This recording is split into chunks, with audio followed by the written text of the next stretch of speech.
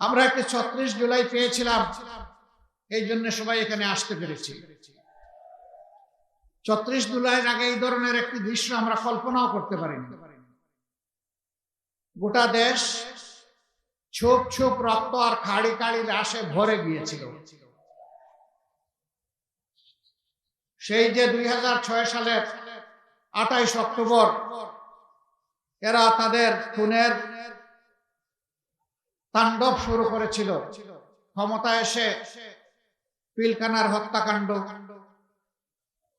বাংলাদেশ জামাতে ইসলামী নেতৃবৃন্দকে হত্যা, বিএনপির নেতৃবৃন্দকে হত্যা, আলেম উলামাকে হত্যা, সাংবাদিকদেরকে হত্যা, সিভিল সোসাইটির সদস্যদেরকে হত্যা, যারে ইচ্ছা হয়েছে তাকেই খুন করার মাধ্যমে খুনের রাজত্ব করা শুরু করে।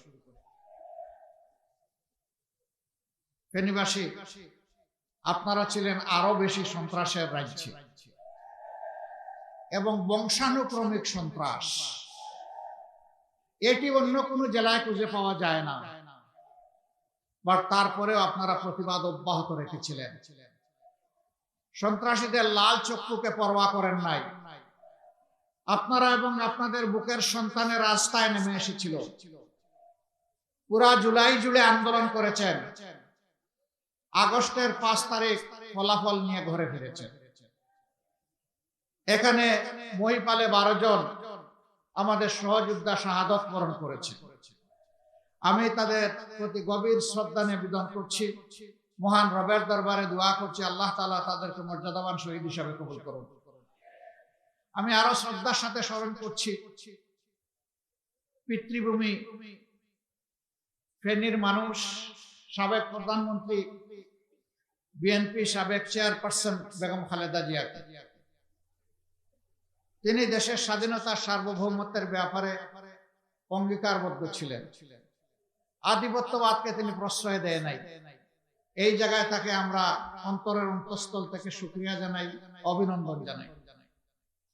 আমি গভীর শ্রদ্ধার সাথে স্মরণ করছি বাংলাদেশ জামাতে ইসলামীর সবচেয়ে দুর্যোগকালীন কঠিন সময়ে যিনি কেন্দ্রীয় আমিরের দায়িত্ব পালন করেছেন, আমাদের সকলের শ্রদ্ধেয়, আপনাদের অনেকের শিক্ষক জনাব মকবুল আহমদ সাহেব। আল্লাহ তাআলা তার রূহের প্রতি সীমাহীন রাহমা এবং শান্তি বর্ষণ করুন। সম্মানিত ফেনীবাসী, আপনাদের অনেকগুলা সমস্যা আছে। দুই একটা সমস্যা স্বচক্ষে সাক্ষী হওয়ার সুযোগ আমার হয়েছিল। ৩৬ জুলাই বিপ্লবের পরপরই সম্ভবত ১২ আগস্ট সীমান্তের ওপার থেকে তেড়ে আসা পানির তুড়ে বাঁধ ভেঙে গোটা ফেনী জেলা সমুদ্রে পরিণত হয়েছিল। পার্শ্ববর্তী নোয়াখালী, লক্ষ্মীপুর এবং কুমিল্লার একটা অংশ এর দ্বারা ক্ষতিগ্রস্ত হয়েছিল। সেই সময়টা প্রথম দিনেই ঝুঁকি নিয়ে আমরা এসেছিলাম। গাড়ি চলে না, আমরা হেলিকপ্টার দিয়ে তাড়াতাড়ি আসতে চাইলাম। আবহাওয়ার কারণে হেলিকপ্টার বললো আমরা এই আবহাওয়ায় উড়াল দিতে পারবো না। এখান থেকে বলা হলো আপনি আসবেন না, কারণ ফেনী পর্যন্ত পৌঁছার কোনো ব্যবস্থা নাই। জায়গায় জায়গায় হাঁটু পানি, কোমর পানি। আমি বললাম মানুষ কি কিছু চলাচল করে? কয় হাত করে। কিভাবে করে? কয় যে কোমর পানি ভাঙ্গা করে। আমি বললাম যে আমিও কোমর পানি ভাঙবো এবং চেষ্টা করলাম আপনাদের পাশে এসে দাঁড়ানো। সেদিন আপনাদের দুঃখ দুর্দশা শুধু দেখেছি, আর এই কষ্ট দেখে একটুখানি চোখের পানি ফেলেছি। ওই কয়েক ফুটা পানি বন্যার পানির সাথে মিলে গেছে। আমি আসি নাই আপনাদের সকল দুঃখ দুর্দশা শেষ করতে, এসেছিলাম আপনাদের দুঃখের সঙ্গী এবং সাক্ষী হতে। ওই সময়টা ভাঙা বাঁধের জায়গায় যেতে পারিনি। এরপরেই আবার যখন অনুকূল সামান্য পরিবেশ এসেছিলাম সেই জায়গাটা দেখার জন্য। ছোট্ট একটি জায়গা, এটি মর্যাদার প্রশ্ন, এটি আমাদের নিরাপত্তার প্রশ্ন। আজকে আমার বড়ই মনে পড়ে বাংলাদেশ প্রকৌশল বিশ্ববিদ্যালয়ের কৃতি ছাত্র আবরার ফাহাদকে। এই ফেনী নদী নিয়ে দুটি কথা বলেছিল, এই জন্য তাকে জীবন দিতে হয়েছে। ফেনীবাসী, আবরার ফাহাদের রূহকে আপনাদের কাছে রেখে গেলাম। যতদিন ফেনী দুনিয়ায় বেঁচে থাকবে, আমার অনুরোধ থাকবে আপনারা আবরার ফাহিদকে আপনাদের কলিজায়, আপনাদের হৃদয়ে একটু জায়গা দিয়ে রাখবেন। সে আপনাদের কথা বলেছিল, সে দেশের ন্যায্য প্রাপ্যতার কথা বলেছিল। এই জন্য যারা আধিপত্যবাদের দূষর এবং যারা আধিপত্যবাদের দালাল, তারা তাকে সহ্য করতে পারে না। মহান রবের দরবারে দোয়া করি, আল্লাহ তুমি আবরার ফাহিদকে মুহাক্কিক শহীদ হিসাবে কবুল করো এবং তার কবরের সাথে তোমার প্রিয় জান্নাতের একটি জানালা খুলে দাও। আরো 12 জন যারা শহীদ হয়েছে, তাদের কবরগুলাকে তোমার জান্নাতি নূরে তুমি প্লাবিত করে দাও। তাদের কবরগুলার সাথেও জান্নাতের দরজা জানালা খুলে দাও। তাদের সকলের আপনজনের অন্তরে তুমি প্রশান্তি নাজিল করো।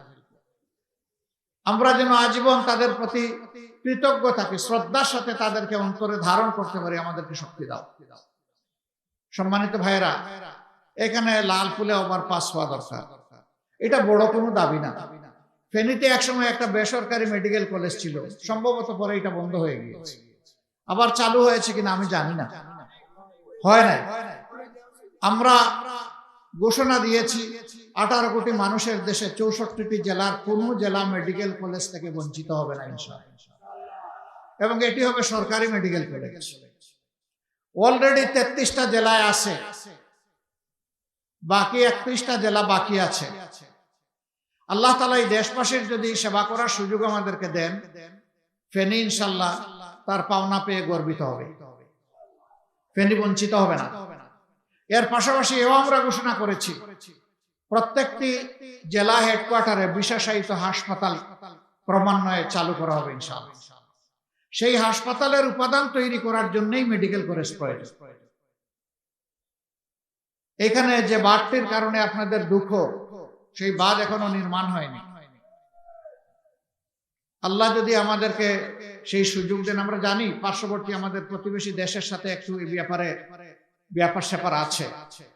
আমরা তাদেরকে শ্রদ্ধা করি, আশা করি তারাও আমাদেরকে শ্রদ্ধা করবে, এবং তাদের সাথে আমরা ফ্রুটফুল ডায়ালগের মাধ্যমে আমরা এর শান্তিপূর্ণ সমাধান খুঁজে বের করবো ইনশাআল্লাহ। কারণ আমার দেশ রক্ষার অধিকার আমার, এই দায়িত্ব আমাকে নিতেই হবে। এই দায়িত্ব অগ্রাহ্য করে আমরা চলতে পারবো না। ফেনীতে মানসম্মত একটা স্টেডিয়াম নাই। আজকে আমরা যেখানে ল্যান্ড করলাম সেটা ফেনীর স্টেডিয়াম। ফেনী একটা প্রসপারাস জেলা। বাংলাদেশের অর্থনীতিতে ফেনীর বিশেষ অবদান আছে। বিপুল সংখ্যক মানুষ দেশের বাইরে থাকেন, তাদের পাঠানো রেমিটেন্স বাংলাদেশের একটা বিশাল অংশ জুড়ে আছে। ফেনীবাসীকে ফেনীবাসীর পাওনা দেব ইনশাআল্লাহ। এই স্টেডিয়ামকে মানসম্মত আন্তর্জাতিক খেলার ভেন্যু হিসাবে তৈরি করা হবে ইনশাআল্লাহ, যাতে এখানকার যুবকরা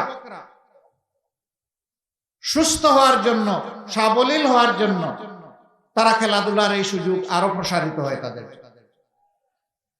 এরকম আরো অনেকগুলা সমস্যা ফেনীর আছে, ন্যায্যতার ভিত্তিতে তার সবগুলা সমাধান ইনশাআল্লাহ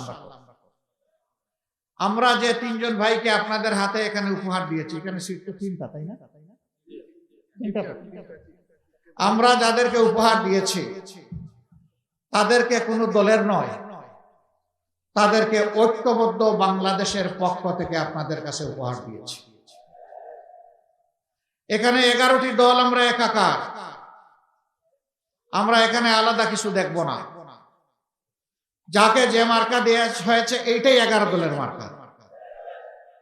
11 দলের কর্মীদের চাওয়া পাওয়ার কিছু মান অভিমান থাকতে পারে। আজকে সবগুলা মান অভিমান আমি আমার 2 হাত তুলে নিয়ে যেতে চাই। এখন থেকে আর কোনো মান অভিমান চলবে না। একদম মিলেমিশে একাকার হয়ে লড়াই করে আধিপত্যবাদের বিরুদ্ধে, দুর্নীতির বিরুদ্ধে, চাঁদাবাজির বিরুদ্ধে, মামলা বাণিজ্যের বিরুদ্ধে, মা বোনদের গায়ে হাত তোলার বিরুদ্ধে আজকে এই ভোটগুলা তুলে আনতে হবে ইনশাআল্লাহ। নতুন বাংলাদেশের পক্ষে আনতে হবে। দাঁড়িয়ে থেকে বসে থেকে সহযোগিতা করবেন, কেউ নড়াচড়া করে হাঁটাহাঁটি করে অন্যকে কষ্ট দিবেন না ইনশাআল্লাহ। আসন্ন নির্বাচনকে সামনে রেখে ফেনীর আসন সমূহে যাদেরকে 11 দলের পক্ষ থেকে মনোনীত করা হয়েছে, এ ভাইদের সমর্থনে এবং গণভোটের সমর্থনে আয়োজিত আজকের এই বিশাল জনসভার সম্মানিত সভাপতি, বাংলাদেশ জামাতে ইসলামী ফেনী জেলা শাখার সম্মানিত আমির মুফতি মৌলানা আব্দুল হান্নান, মঞ্চে বসা বাংলাদেশ জামাতে ইসলামীর কেন্দ্রীয়, আঞ্চলিক এবং স্থানীয় নেতৃবৃন্দ, সহযোদ্ধা 11 দলের কেন্দ্রীয়, আঞ্চলিক এবং স্থানীয় নেতৃবৃন্দ, গর্বিত শহীদ পরিবারের সম্মানিত সদস্যবৃন্দ, জুলাই যুদ্ধে অংশগ্রহণকারী বীর যোদ্ধারা, বিশেষভাবে যারা আহত এবং পঙ্গুত্ব বরণ করেছেন আমার সহকর্মীবৃন্দ, ফেসিবাদের 15.5 বৎসরে